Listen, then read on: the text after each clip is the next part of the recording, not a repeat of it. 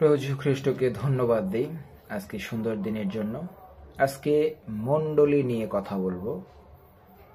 প্রথমেই আমরা দেখি যে আমাদের সারা পৃথিবীতে অসংখ্য আমাদের খ্রিস্টীয় মণ্ডলী ছড়িয়ে ছিটিয়ে রয়েছে, কিন্তু আমরা একবারও কি চিন্তা করেছি যে আমাদের এই পৃথিবীতে যত মণ্ডলী রয়েছে, যত মণ্ডলী গড়ে উঠেছে, আসলে প্রত্যেকটা মণ্ডলী কি সঠিকভাবে আত্মিকভাবে পরিচালিত হচ্ছে? আমরা কি এই বিষয়ে চিন্তা করেছি? বা আমরা এই বিষয়ে চিন্তা করে থাকলেও কি আমরা এর সমস্যা থেকে সমাধানের পথ কি আমরা খুঁজে নিয়েছি? আমরা কি এটা চিন্তা করেছি কখনো যে আমাদের বর্তমান সময়ে মণ্ডলীর কি অবস্থা রয়েছে? বর্তমান সময়ে আমাদের মণ্ডলী কোন গতিতে চলছে, কোন পথে চলছে? আমরা যদি দেখি বেশিরভাগ মণ্ডলী আজকে ভগ্নচূর্ণ অবস্থায় রয়েছে। আমরা যদি একটু দেখি, খোঁজ নেই, বেশিরভাগ মণ্ডলীতে দলাদলি রয়েছে। আমরা যদি একটু চারিদিকে তাকাই, আমরা দেখি আমাদের মণ্ডলীর মধ্যে সেই মান অভিমান, দুঃখ, কলহ, হিংসা, বিদ্বেষ এগুলো রয়ে আছে, ছড়িয়ে ছিটিয়ে রয়েছে। আমরা একটা মণ্ডলীর মধ্যে আমরা সেই দলাদলি করি, আমরা একটা মণ্ডলীর মধ্যে আমরা হিংসাপূর্ণ হৃদয় নিয়ে আমরা চলাফেরা করি। আমরা একটা মণ্ডলীর মধ্যে কিভাবে ক্ষমতা লাভ করা যায়, কিভাবে ক্ষমতা লাভ করে ক্ষমতার অপব্যবহার করা যায়, আমরা সেই বিষয়ে চিন্তা করি। বেশিরভাগ মণ্ডলী আজকে ভগ্নচূর্ণ অবস্থায় রয়েছে। বেশিরভাগ মণ্ডলী আজকে আত্মিকতা থেকে দূরে রয়েছে। আত্মিক যে ভিত্তি গড়ার কথা, সেই আত্মিক ভিত্তি মজবুত না করে আজকে জগতের চিন্তা চেতনার মধ্য দিয়ে, জগতের ধ্যান ধারণার মধ্য দিয়ে, জগতের রীতিনীতির মধ্য দিয়ে আজকে মণ্ডলী পরিচালিত হচ্ছে। মণ্ডলীর শিকড়কে জাগতিকতায় মজবুত করা হচ্ছে, কিন্তু আমাদের সেই প্রধান বিষয়, প্রধান সেই আত্মিক বিষয়, প্রভু খ্রিস্টের বিষয়, আমাদের স্বয়ং ঈশ্বরের বিষয় হারিয়ে যাচ্ছে, বিলুপ্ত হয়ে যাচ্ছে। তাকে আমরা বাদ দিয়ে আমাদের ইচ্ছা মতো, আমাদের নিজেদের চিন্তা ভাবনার মধ্য দিয়ে আমরা আমাদের মণ্ডলীগুলোকে পরিচালনা করছি, মণ্ডলীগুলোকে এগিয়ে নিয়ে যাচ্ছে। কিন্তু এগুলো আসলে জগতের জিনিস। আমাদেরকে চিন্তা করতে হবে যে এই বর্তমান 2024 সালে এসে আমাদের প্রত্যেকটা মণ্ডলীর আজকে কি অবস্থা রয়েছে। আমাদের প্রত্যেকের দায়িত্ব, আপনার আমার প্রত্যেকের দায়িত্ব যে আমাদের নিজ নিজ মণ্ডলীকে আমাদের নিজেদেরকে রক্ষা করতে হবে। আত্মিক শক্তির মধ্য দিয়ে, প্রভু খ্রিস্টের বাক্যের মধ্য দিয়ে, তার শিখানো শিক্ষার মধ্য দিয়ে, আদেশের মধ্য দিয়ে আমাদের মণ্ডলীকে আত্মিকভাবে মজবুত করতে হবে, শক্তিশালী করতে হবে, যেন জগতের প্ররোচনার মধ্য দিয়ে যেন মণ্ডলী ধ্বংস না হয়। আমরা দেখি বাক্যের মধ্যে লেখা রয়েছে, সেই প্রথম তিমথিও 3 অধ্যায় আমরা দেখি পরিচালক এবং পরিচারকের বিষয়। এই কথা বিশ্বাসযোগ্য যে যদি কেউ মণ্ডলীর পরিচালক হতে চায় তবে সে একটা ভালো কাজ করবার ইচ্ছাই করে। পরিচালককে সেই জন্য এমন হতে হবে যেন কেউ তাকে দোষ দিতে না পারে। তার একমাত্র একজন স্ত্রী থাকবে, তিনি নিজেকে দমনে রাখবেন এবং তার ভালো বিচার বুদ্ধি থাকবে। তিনি ভদ্র হবেন ও অতিথি সেবা করতে ভালোবাসবেন। অন্যদের শিক্ষাদান করবার ক্ষমতা তার থাকবে। তিনি যেন মাতাল ও বদ মেজাজি না হন। আপনারা নোট করবেন, তিনি যেন মাতাল ও বদ মেজাজি না হন, বরং তার স্বভাব যেন নম্র হয় এবং তিনি যেন ঝগড়াটে বা টাকার লোভী না হন।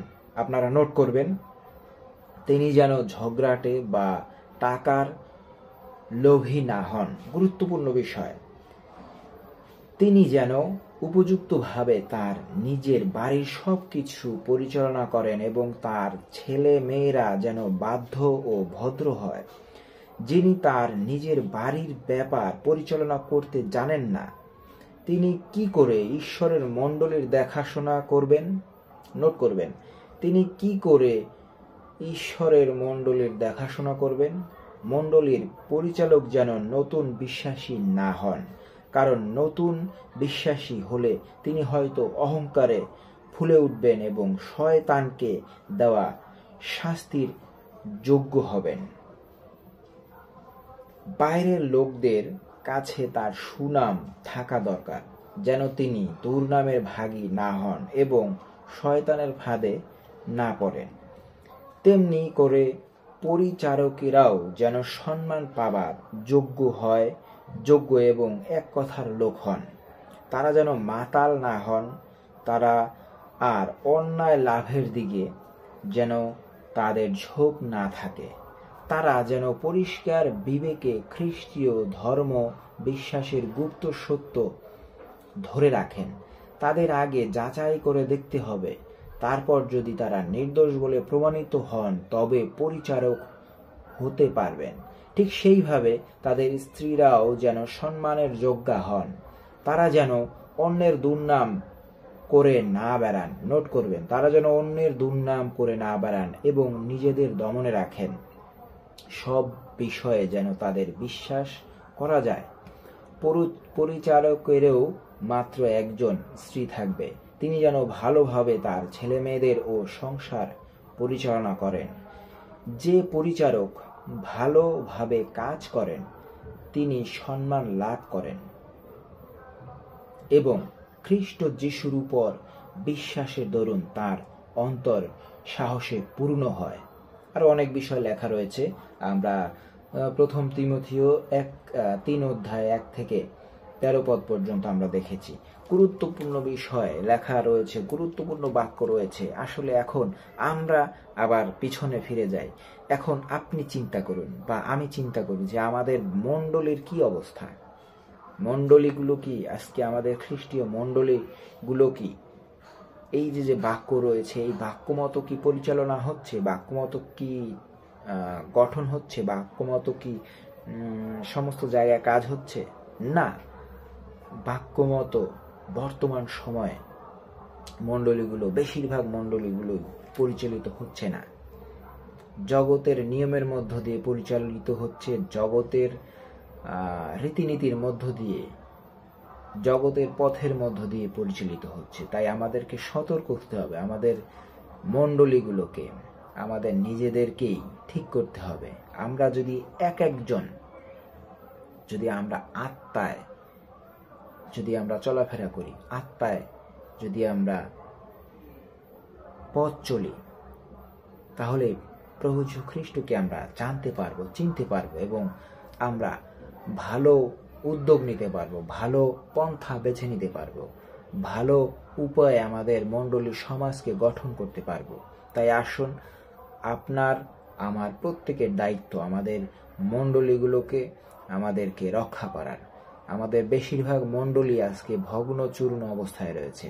তাই দেরি না করে আমরা যেন আমাদের এই ভগ্ন চূর্ণ মণ্ডলীগুলোকে আমরা ঝালাই করে আমরা যেন প্রভু যীশু খ্রিস্টের বাক্যের মধ্য দিয়ে, প্রভু ঈশ্বরের আজ্ঞার মধ্য দিয়ে, তার নিয়ম কানুনের মধ্য দিয়ে যেন আমাদের মণ্ডলীগুলোকে পরিচালনা করি। আমাদের প্রধান বিষয়, আমাদের মণ্ডলীর প্রধান বিষয় যেন আমাদের খ্রিস্ট হয়। খ্রিস্ট কেন্দ্রিক যেন আমাদের মণ্ডলীগুলো গঠিত হয়, পরিচালিত হয়। প্রত্যেককে ধন্যবাদ।